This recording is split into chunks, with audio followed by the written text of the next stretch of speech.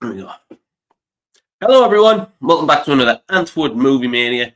And in this video today, we do like to do something different every now and again, and today is no different. I am going to be doing a live interview with a group that I found on TikTok. I was scrolling through TikTok, a little backstory. I was scrolling through TikTok and I came across this group with their song called Mirror Glass. And I've got to say, it was a really catchy song. I have honestly listened to it a couple of times now because I think it's that good. But I'm not going to waste any more time, so I would like to introduce to Antwoord Movie Mania, High Regard. Hi. Hello. Hello, can you hear me fine? Is everything okay? Can you see me? Can you hear me? Yeah, all good. We're on a phone, quite small, but all good. Yeah, it's all right. My setup isn't that great, so please don't feel like worried about it. Right, so I want to ask first off, how's your morning going? Yeah, good. Just quiet. Just day off, so a bit of a lay-in today. But yeah, how's yours? It's good. I've actually caught a bit of the flu, so if I sound a bit stuffy, I'm a bit bunged up. So I'm like, we're getting this interview done no matter how bad I am. So No worries.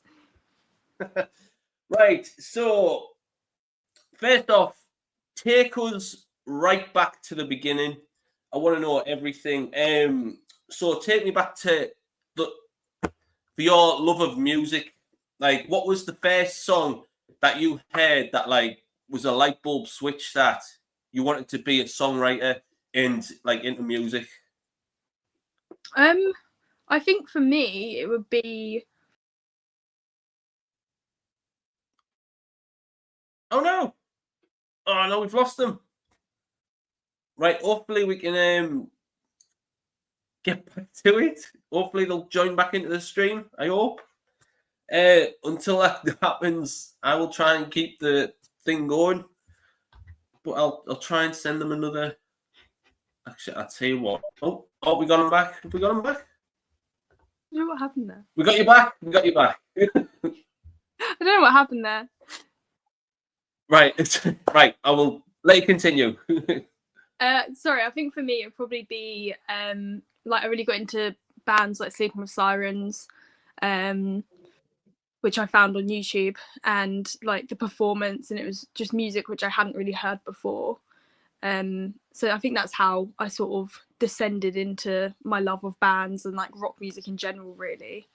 But yeah, what was yours? Well, it'd be quite different. Yeah, I was up until secondary school. I wasn't really that into music at all, really. And then it was a group of friends who were like, "How are you not into music? Like, you just haven't found the right music yet." So they took part in my music education, as they called it, which was giving me their favorite CDs and sending me home to listen to them. I think in that was like Bullet for My Valentine, The Poison, Slipknot, All Hope Is Gone, Green Day, American Idiot, and like those sort of classic albums really shaped what I listened to going forward, really. So I owe them a lot for my music education, because soon afterwards they went, "Here's a bass guitar, join our band," basically, and then that was it from then forward. So how old are you two? Just mind me asking. I'm 24. I'm 28 now. Oh, right. Well, I'm 37, so I'm pretty I'm pretty old. Right. So I've got a list of questions. I had them all planned out, and then it's just gone right over my head. So I'll say I'm not a professional, so please don't. You know what I mean? Yeah. Right, here we go. Right, where are we? All right. So is this something that you've always wanted to do, like be in a band? Like, obviously, you've just said that listening to music, but then obviously since then, is this something that you've always wanted to do, like being a songwriter, being a singer? Yeah, I think probably for me, I did like music college, which would have been in about 2016. I'd say I started spending a lot of time in the music block at school, so I think it was from secondary school. and then started playing guitar, and then was like, oh, I like writing songs more using. We used to use Sibelius, which was actually a notation program at school. So it was sort of, I was writing songs at that point, like using notes. Not that I can read notes.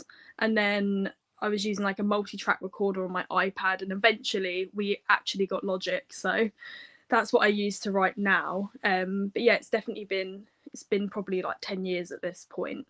So I think that's how long it's been for me. I don't know about you. You're more into performance than writing, aren't you? Yeah. For me, it started when they said, "Here's a bass guitar." I think we learned "Girls and Boys," "Good Charlotte," and "I Don't Love You" by My Chemical Romance, and performed them both at a school talent show.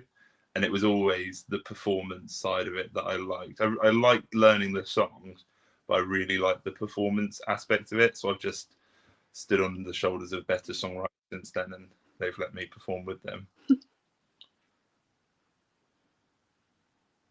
All right, so I'm sure as I do, and all the people who like follow you, want to know how High Regard came to be.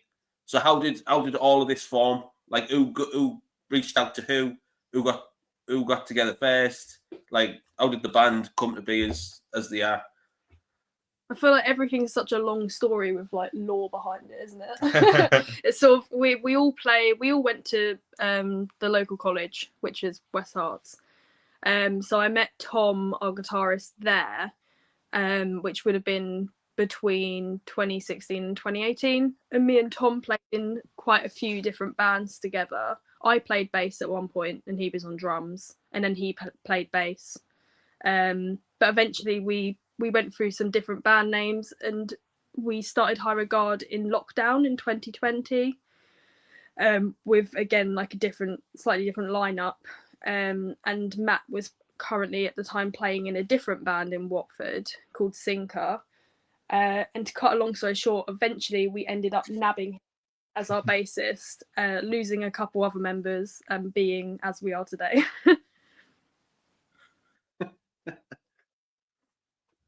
So obviously I was on TikTok and I was going through it, and I came across your song Mirror Glass, and I will say I do love the chorus. I have listened to it quite a few times. I won't lie. But writing a song, how difficult is it to put? Because like I wouldn't have a clue how to do it. Like, but how hard is it to actually write a song? Like putting them words together and then actually making it what it is. I think it can either be the easiest thing in the world or the most difficult thing in the world, and sometimes there's no in between. I think the thing that helps, and when I know that it's a good song, is for me it's a lot of imagery. So you sort of have a theme maybe going on, and sometimes sounds make me think of other things. So like with Mirror Glass, it always sounded quite haunting with the synth that I used. So that really helps with lyricism once you've got the imagery.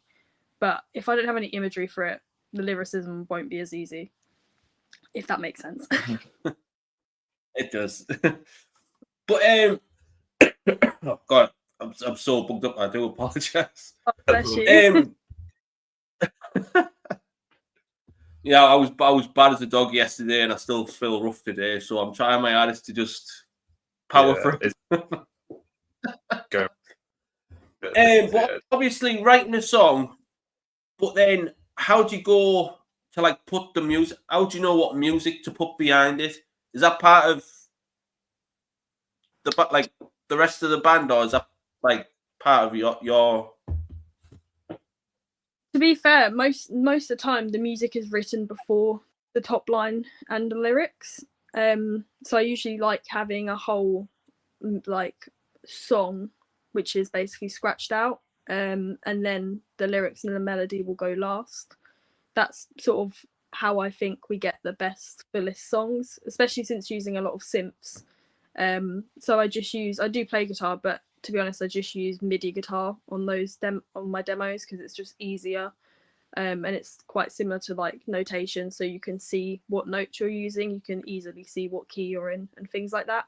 So when we take it to the recording process, it's then easy to say, okay, these notes are being played, so on, so forth. All right. Well, I'm just going to list a couple of songs that you've done, because obviously, since we've like agreed to do this, I've been like stalking your TikTok page, so please don't feel offended. So we've got "Dead to Me," "Blindside," and "Life Sentence," which I'm going to say to everyone who's going to watch this are absolute belters. So I do praise you for giving us them songs. Oh, thank you. And credit to the rest of the band as well, not just you. So when you first started out during lockdown, after like all the restrictions were lifted and everything, like where did you first start to perform? Like was it little like small? Was it like pubs or was it like small venues? It probably would have been. Yeah, I think we're quite lucky. So we're Hertfordshire area, and Hertfordshire's always had quite a strong music scene. I know some other places in the country won't be that lucky. In St Albans, we've got the Horn, which is a really great music venue. They've invested in the PA and in the room itself to make it a good environment to play in. So we've always been quite lucky that we've never had that. At least for the early days, we never had that horrific dive bar experience where the PAs are rubbish and the setup isn't great. We've had them since, but I think those early shows, luckily, were really strong, and there was always a good community around them. I'm trying to think if there was any sort of strange ones early doors. There's always going to be those weird shows where you're like, you've gone to a random town, no one knows who you are, you don't know who anyone else is, and you're like, what is it we're doing here? But it's all part of the process. And then once you do get to those shows where, like for instance, like 2 weeks ago, it was we went to play Reading Rising, and it's the first time playing there, and to walk out and it was a couple hundred people really excited to watch us play, and like that would never happen in those early days, but it's good to take stock of that now and really appreciate it. Yeah. So like knowing that you've gone from like to where you first started to like going into bigger venues, like you've just said, that must feel like really rewarding to like know that you're like getting that following and like going out to like you said, a few hundred people like just cheering you on for like all the graft you've put in. Yeah, I think it's weird, especially post COVID. A lot of the fans and a lot of the audience is just represented by numbers on a screen. So you would see like X amount of views on a video, and like the numbers also often just don't become relative to anything.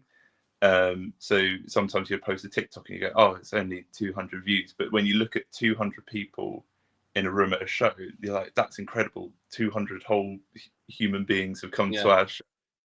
So it's been really nice to sort of see people again, and like see fans where you know their display picture or you know their name on Discord, but then you see them in person, you go, oh, you're such and such person, and then you see them at a couple more shows.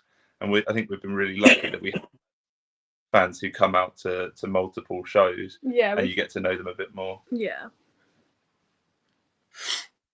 I'm the same. Like, obviously, not as out there as you guys, but like whenever I do like a YouTube video or anything like that, I always like aim for just like 100 views because I'm not greedy in that sense. Like, if I can get 100 people to watch one video, then I'm more than happy. I don't go chasing. I mean, don't get me wrong; it'd be nice to chase like the thousands of views. I think anyone would like that, but like if I can reach 100, then I'm more than happy. I think it's easy. So, have you got any new songs in the works? Yeah, we have. We've got some. We've been looking at EP stuff for next year, basically. So we've been working quite hard on that. We want to get everything done by the end of the year. So yes, we've been working very hard. We've booked some things in. So that will be for the start of next year. Could you spill any titles coming this way or anything? Ooh. Drop one for your fans. Go on. We won't drop because that will probably ruin a few things. So one of them will probably either be called Gasoline or to do with gasoline. There we go. There's a secret one there. There you go. For all High Regard fans, there you go. Keep an eye out for that one. There you go. Right. So for all the people who've supported you, do you have any for next year or even for this year? Do you have any upcoming gigs that there might be in the area or anything like that you want to let them know about? The only thing is the headline really right now, isn't it? Yeah, so we've got the headline show in London, which hopefully they know about because we've been shouting about it for a little while. I think there's going to be 10 tickets left for that one at the Grace in London. So yeah, don't sleep on that one because that one will hopefully be sold out by Christmas. After that, I think we got some sort of stuff that we're trying to get through, but nothing is locked in yet. Mm-hmm. But I think we got Noise Fest confirmed. Oh yeah. Which is over in Cardiff. Yeah, that should be good. That'd be really good fun as well. People were announced as headliners. Yeah, so people headlining that one who, as well, if you check us out, make sure you check them out too because they're incredible. But yeah, hopefully the calendar will get a bit more full, and we're working towards getting some more things announced. Yeah.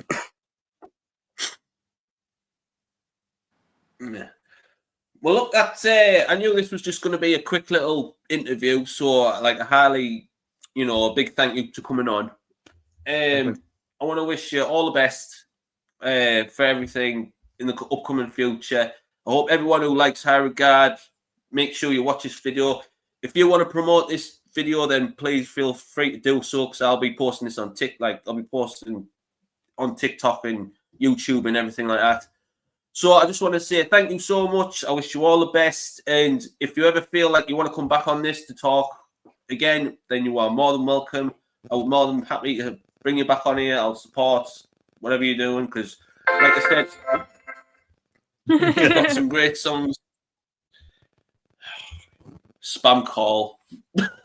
No one even likes me, so it's fucking spam call. But trying to finish the show and I get a spam call. Yeah.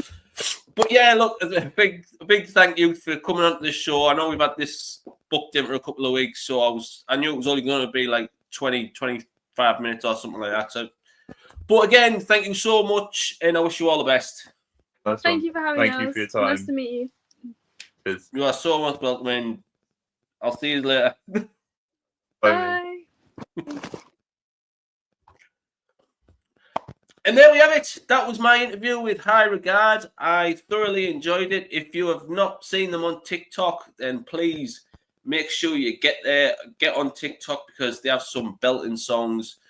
As always, I'm Antwood Movie Mania. Please leave your likes, your comments, please subscribe, and expect more videos in the future. And I'll see you in the next one. See you later.